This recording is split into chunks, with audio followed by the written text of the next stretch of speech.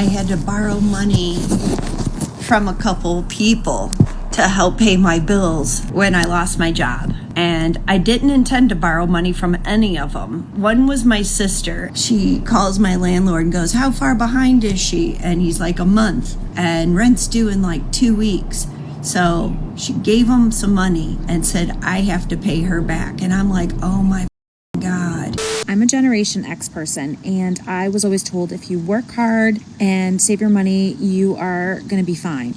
I truly don't believe that that is the case. I feel like I do work really hard. I have 2 jobs. I feel like I try to save, but in the end, me and my family, we live paycheck to paycheck. All right, ladies, 47, 40s, and the 40s and up. How are we doing financially? Where are we at? Like, are we comfortable or are we still struggling? Well, I'm in the latter. I'm very much struggling. I am not where I need to be. I've had a rough start in the United States, but yeah, I'm very much struggling.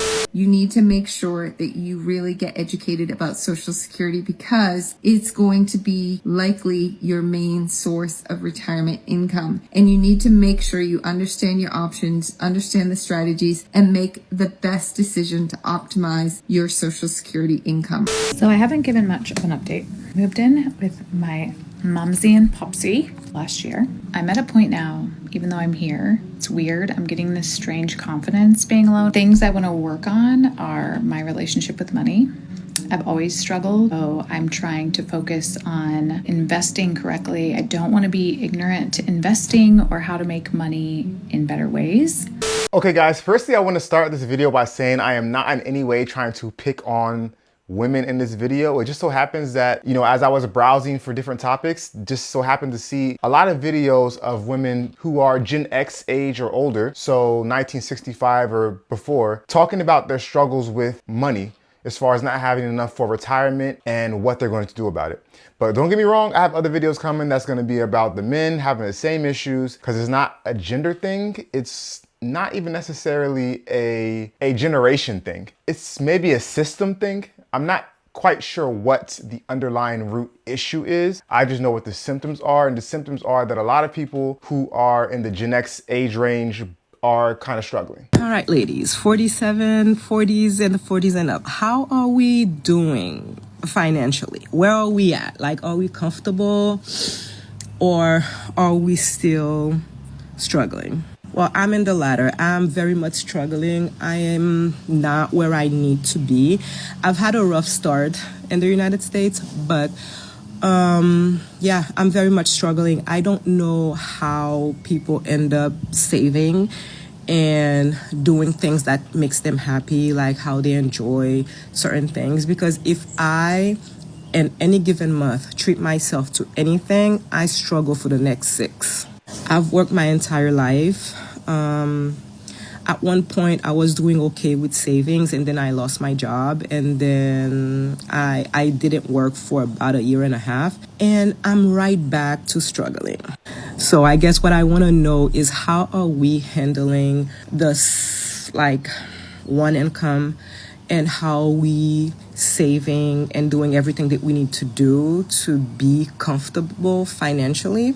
This is a tough one. She has a few different factors that are working against her, unfortunately. So I'll just go off the top of my head from what I can remember that she said. Number one, she's single. And that doesn't mean that you can't be successful as a single person, whether you're a man or a woman. But obviously, 2 incomes is more than one. I mean, that's obvious, right? So she's single. She's not from the US. So that comes with its own bevy of additional challenges. So that's a whole nother lane we can go down. But that's another big thing that's working against her. She had to come here and start fresh. I'm assuming start from zero. And she may not be able to get certain jobs that other people can. She may not be able to even get Social Security. Who knows? Because for Social Security, you have to pay in for 35 years, I believe. And I don't know if you need to be a citizen or not, and I don't know if she is or not, but that's another thing. Another thing is that she is obviously not making enough money. If she's saying that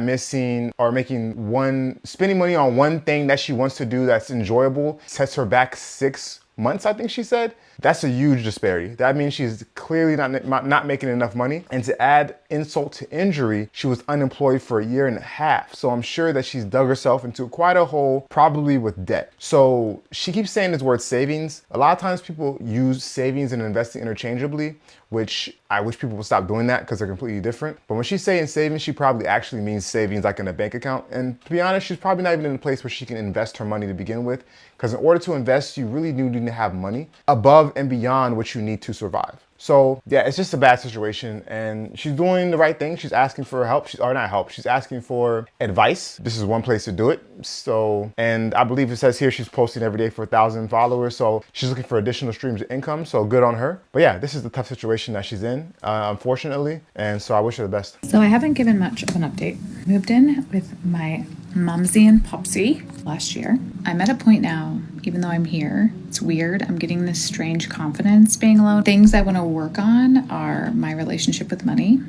I've always struggled, so I'm trying to focus on investing correctly. I don't want to be ignorant to investing or how to make money in better ways. Struggling with renting or buying, because in this world right now, as a single person, I make decent money, but I have a base and I have a commission. So I'm in recruiting/sales. But yeah, my base is fine, but it's not going to buy me a house, and not a house that I want. I want a yard, I want a garden, I want to plant my feet. Then renting, get a leak fixed or my fridge fixed. So I'm kind of 50-50 on those right now, but I also don't want to throw away my money. I'm torn. Giving myself a year till November 11th. I gave myself a year when I moved in. I thought I'd be out in 6 months, but I'm not. But I'm also giving myself grace. I'm healing. This is not forever. Like, I keep thinking, don't make decisions, such rash decisions that are like for tomorrow. Make them for who do I want to be in 20 years? What do I want to work on there? Those are the baby steps I'm taking. Who's with me on getting together a budget?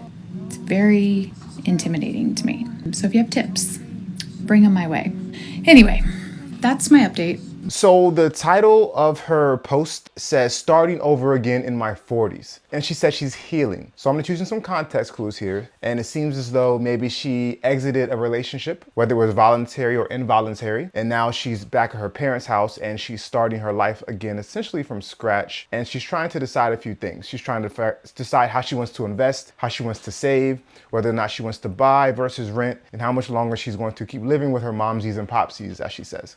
Now, she's older than me, so it's easy for me to say, but stay as long as you can. Stay as long as they want you there. Stay as long as you feel comfortable there. Because that will give you the benefit of using so much of your income that you would be spending on rent or a mortgage to invest, to pay off debt if she has any, to get her financial foundation strong. So that's what I would personally recommend. That's what I personally did. So I'm not just saying this and I've never done it. I'm practicing what I preach. I think that's what she should do, number one. Number two, people have this idea that renting is throwing away money, but if you really sit down and do the numbers on it, really it's not. If you look at a graph, especially with interest rates where they're at now and home prices where they're at now, it'll take you probably close to 15 years or more, okay? 15 years or more if you buy the median priced home in the US to break even compared to renting. Think about that. If you get a 30-year mortgage, it'll take you at least half, if not more than half of that mortgage to get to the point on a graph where the amount of money you're paying for that mortgage is less than you'd be paying in rent. What does that mean? It means that if you move out of that house before that 15 plus years, you would have been better off renting. So you're not really throwing money away when it comes to renting if you do the numbers on it, depending on your situation. And one other thing I want to mention while she's living with her momsies and popsies is that if I was in her situation, I would be maxing out my Roth IRA like crazy. Now, I know you probably heard of Roth IRA, people throwing it around all around the internet. It's a popular thing to say, but essentially it's a individual retirement account that's not connected to your employer. So it's not like a 401k. It's like a 401k, but it's your own personal 401k. Think of it that way. So while she's living at home, she should definitely be maxing out the Roth IRA because she has a long-term thought. She's saying she's looking, what if she want to be 20 years down the road from now? Well, if she's thinking that way, compound interest is her friend, just like it's all of our friends. So if she starts putting that money and maxing out the Roth IRA every single year for the next 20 years, it'll make a big benefit to her so she's not just depending on Social Security when it's time for her to retire.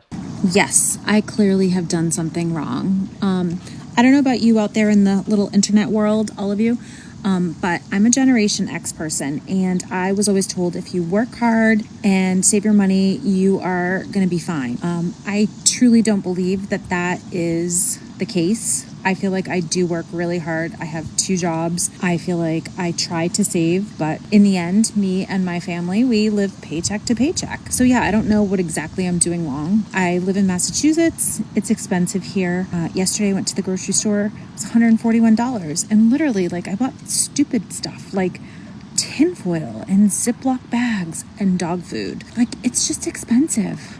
Okay, so I don't know her personal situation. She says she's has her family. I don't know if that's her and her spouse or just her kids or how many kids or what the situation is. She says she lives in Connecticut. I think Connecticut has is like in the top 5 most expensive places as far as cost of living goes. I mean, that is one thing, let's be honest. Where you live does play a big role into how much you're able to save and invest. She says she works hard and saves. She didn't say she works hard and invests. And again, so there's a difference there between the savings and investing. So if she's just saving in the savings account, that might be part of the problem. She's living in a very high cost of living area. That's another part of the problem. She says she works 2 jobs. I don't know what she does, but I think one of the cheat codes is to, I mean, again, if you can afford a house, to have it, stay in it for 30 years plus. Don't refinance. Don't get a home equity line of credit and redo your bathroom and kitchen every 10 years. If you just get the loan, keep the house for 30 years and don't refinance and do any of that kind of stuff and live in a median or low cost of living area, I know we all can't do that. That's a big cheat code to being able to hopefully one day retire or to at least not live paycheck to paycheck. But unfortunately, a lot of people, not just Gen Xers, not just, a specific gender and, not just a specific family dynamic, a lot of people are in a situation where they're not able to even save money or have money left over at the end of each month to even invest. This person says if you don't have more money and you're at 50 than you did at 20 or 30, you've done something wrong. Generally speaking, I don't know if that's correct. I mean, you would hope that at 50 you'd have more money than you did at 20 and 30, but a lot of times those 20 and 30-year-old decades and even 40-year-old decades, which I'm not there yet, you're trying to get through a lot of these life stages that cost a lot of money. Kids. You just finished graduating. Your parents start to get older, so you have to think about helping out your parents. You're in that sandwich generation, as they call it. It's not that simple. It's not that easy. Life happens. People get divorced. Things happen.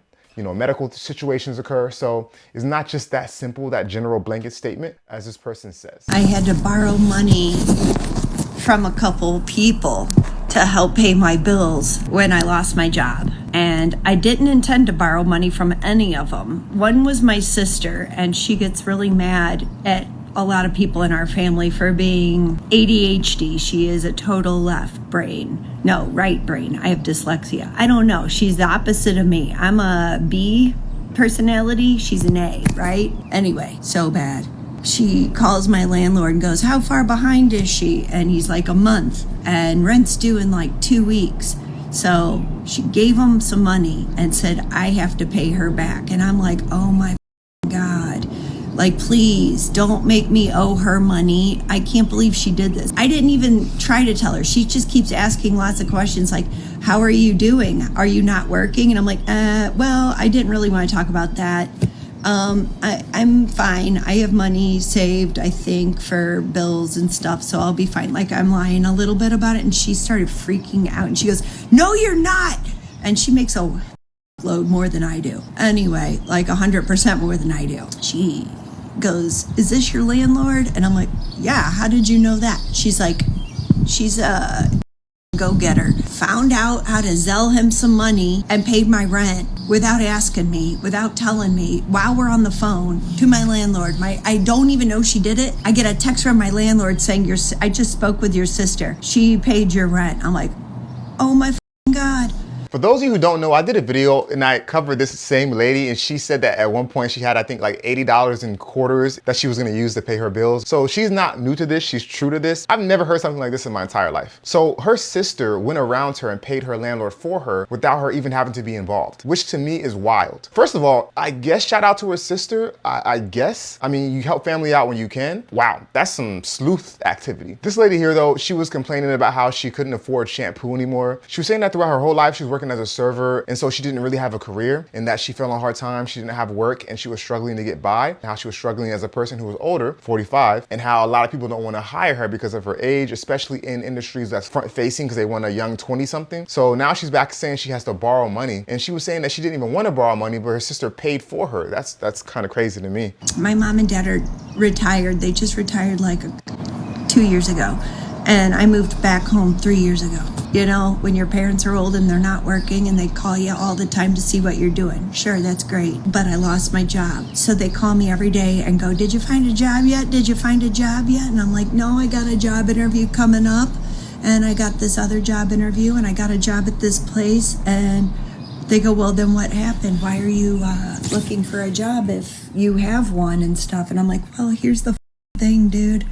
This chick today, it was my first day, told me not to clock in and that they handwrite checks to pay you with and you get paid every 2 weeks. And I'm used to, as a waitress, getting paid every day. And that's why I'm a waitress, so I could get paid every day, because that's how I've been for 30 years. I think this chick just fired me on my first day. I need to get paid every day. I'm in a hole with money right now. So anyway, she goes, I didn't say any of this. I go, how do we get paid? Would you tell me like what we do here? I go into the office and ask her that. She goes, it's either you get paid every 2 weeks or there's the door. And I go, oh, you misunderstood what I was saying, I think. I was just wondering if it's a paycheck or a pay card or cash at the end of the night. Like there's usually 3 to 4 options. I just didn't know which one you guys do. And she goes, yeah, so it's you either get a paycheck at the end of 2 weeks or nothing. How about this? Why don't you leave, go find something where you could go get paid every single day, go find something where you could go get cash every single day. Like she was losing it. Saw her getting red, saw her getting really red. Her eyes were bloodshot. Maybe she was crying. Maybe she's having a meltdown. Yeah, so you shouldn't talk to anyone like that no matter what. To get you stressed out, but to speak to someone like that is kind of crazy. I was like, I gotta pump the brakes here for a second. I want to just take a second here. I'm not saying that I don't want to work here. I was just asking if we're getting paid. This is triggering her really hard. I'm like, I need this job. And I live right down the street. Everything looks good, guys. Everything looks good. Like all the pay, the customers, the food, the menu, the cleaning. Like it all looks good to me. So I don't understand why I'm leaving. I really don't. I don't know why I'm getting sent home. Came to work in uniform. They didn't have an apron for me. Like I made up my own uniform. I just wore my own like black shirt and black pants, even though I don't think that's the uniform. Like no one's telling me anything. Anyway, I got to tell everybody in my family everything along the way. The sister that lent me the money, my dad, my other sister, my mom, and they're like, did you get the job? Did you get your rent paid? Did you borrow any money from anybody else? Are you still a loser, Abby? It's like, give me a break here, people.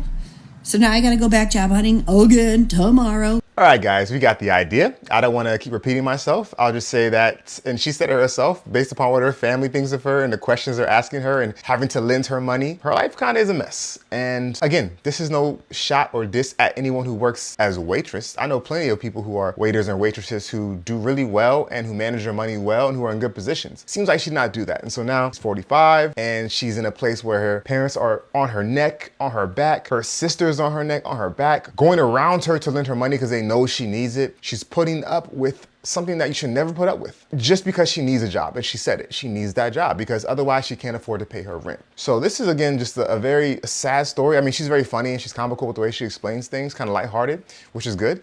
But the position she's in is not a lighthearted position. It's a very struggly position. It's a very unfortunate position. So as I always say, I wish her the best. Obviously I don't know her, but hopefully she finds work that's stable and that she can use to pay for her lifestyle, because right now it's looking pretty bad for her. Ladies, if you are one of these women, you need to make sure that you really get educated about Social Security, because it's going to be likely your main source of retirement income. And you need to make sure you understand your options, understand the strategies, and make the best decision to optimize your Social Security income. And you really need to make sure if claiming on your benefit is in your best interest. Perhaps you'll claim on your current spouse, an ex-spouse, a deceased spouse. There's many different claiming strategies. You want to make sure you pick the right one. You can't afford to make any mistakes if this is your sole source of income in retirement. You have a few ways to get educated. You can go to the Social Security Administration website at ssa.gov. Definitely say. Okay, so she's gonna start saving some places where you can get information on Social Security. What I'll say is this. I'm starting to think that maybe retirement is not really meant for most people, which sounds crazy to say. But if you even think about it, when Social Security became a thing, I think it was Roosevelt that put it in place. The average, I think, age people lived was 3 years fewer than when you could start to withdraw Social Security. Does that make sense? So let's just say, for the sake of this example, right? In order to withdraw Social Security, you had to be 65 years old, but the average life expectancy was only 62. What does that tell you? It tells you that they never really wanted you to take the money anyways. It wasn't really meant to be used by the masses. And so now people are living longer. That's why every time you turn the news on, they're saying that Social Security is going to be insolvent, because there's fewer people that are working to pay for these older people that are going to be drawing from their Social Security, which is also why they keep on pushing the age further and further. For example, you have to be 62 years old to even get the basic benefit of Social Security, right? And then the maximum is 70 years old. So if you think about it, if you're going to depend just on Social Security like she's talking about, and you want to get the maximum benefit from that Social Security, you're going to have to wait till at least 70 years old to do that. I think the average life expectancy for a man in the US is 76, maybe. I could be wrong about that. And a woman is 81. I could be off on that. But you see my point. So she's saying that if you're someone, she's talking specifically about women right now, but if you're a man or a woman and your sole source of retirement income you're depending on is Social Security, you need to get educated on it, and you may need to find an alternative way to make some income if you do plan on not working. But that goes back to my original statement a second ago, which is I'm not sure that most people are going to be able to stop working in older age. I think you're going to see a lot more people in their 60s, 70s, and beyond still working, not because they want to and because they want to stay agile and healthy and not have a sharp decline because they're sitting at home doing nothing, but because they have to. And there's a big difference between the two, between wanting to continue to work and having to continue to work. So I think that's kind of what this boils down to, unfortunately. So with that being said, guys, if you made it this far in the video, I really appreciate you. Feel free to like and to subscribe. And until next time, make smart financial decisions.